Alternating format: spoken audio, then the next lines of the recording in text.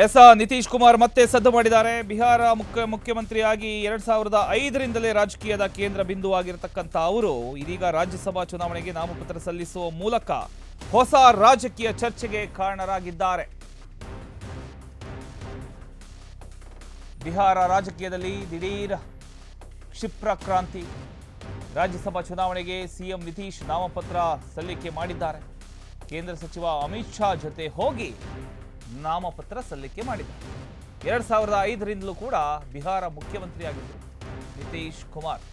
ಬಿಹಾರ ಸೇರಿದಂತೆ 10 ರಾಜ್ಯಗಳ 37 ರಾಜ್ಯಸಭಾ ಸ್ಥಾನಗಳಿಗೆ ಚುನಾವಣೆ. ಮಾರ್ಚ್ 16ರಂದು ರಾಜ್ಯಸಭಾ ಚುನಾವಣೆ ನಡೆಯುತ್ತೆ.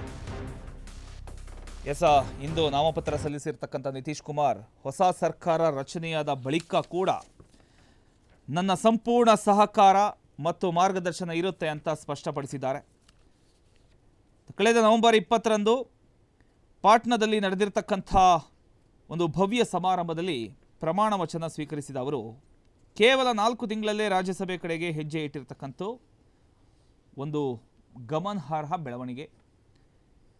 ತಮ್ಮ ರಾಜಕೀಯ ಜೀವನದ ಆರಂಭದಿಂದಲೂ ಕೂಡ ಬಿಹಾರ ವಿಧಾನಸಭೆಯ 2 ಸದನಗಳಲ್ಲೂ ಕೂಡ ಸಂಸತ್ತಿನ 2 ಸದನಗಳಲ್ಲಿ ಸದಸ್ಯರಾಗಬೇಕು ಅನ್ನೋದು ನನ್ನ ಆಸೆ ಅಂತ ನಿತೀಶ್ ಹೇಳಿದ್ದಾರೆ. ಇದೀಗ ಆ ಕನಸಿನ ಇನ್ನೊಂದು ಹಂತಕ್ಕೆ ಅವರು ಎಲ್ಲೋ ಒಂದು ಕಡೆ ಕಾಲು ಇಟ್ಟಿದ್ದಾರೆ ಅಂತ ಹೇಳಬಹುದು.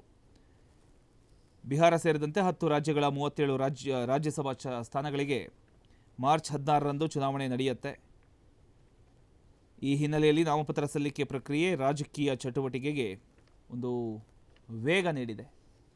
ನಾಮಪತ್ರ ಸಲ್ಲಿಸತಕ್ಕಂಥ ವೇಳೆ ಬಿಜೆಪಿ ರಾಷ್ಟ್ರೀಯ ಅಧ್ಯಕ್ಷ ನಿತಿನ್ ನಬೀನ್ ಮತ್ತು ಕೇಂದ್ರ ಗೃಹ ಸಚಿವ ಅಮಿತ್ ಶಾ ಅವರು ಕೂಡ ಹಾಜರಿದ್ದರು.